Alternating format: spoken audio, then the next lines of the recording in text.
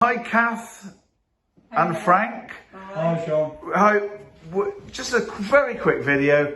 What do you think of your conservatory transformation, Kath and It looks Frank? lovely. The fitters worked really hard on it. Thank you very much. And it all looks lovely now, all left clean and tidy. Right, and what was the conservatory like before the transformation, the space blanket? Pilkington glass roof. Right. Very cold in the winter and very hot in the summer. So we're hoping for a lot more warmer nights. Yeah, lovely. And cooler summers. And cooler summers. Cooler summers. And you're going to put your dining room back in, your dining table back in? Oh, yeah, Move it all back to in. normal. Yeah, lovely. And dealing with the company, what would you say to anybody who's thinking about dealing with our company?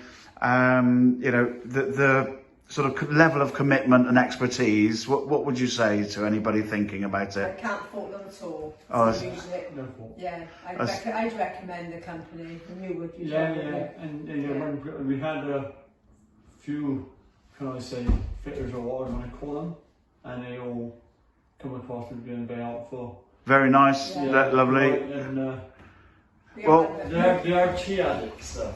Right. Well, on behalf of I'm the Managing Director of Conservatory Insulation Specialists, I really thank you very much, and I'm just about to give you a guarantee, and I'm really pleased with the job and the fitters, and thank you ever so much. It's been a pleasure to be with you for the last few days. So I'll just come back and show the actual roof. Because it was Pilkington K glass up there, the blue glass, which really didn't work.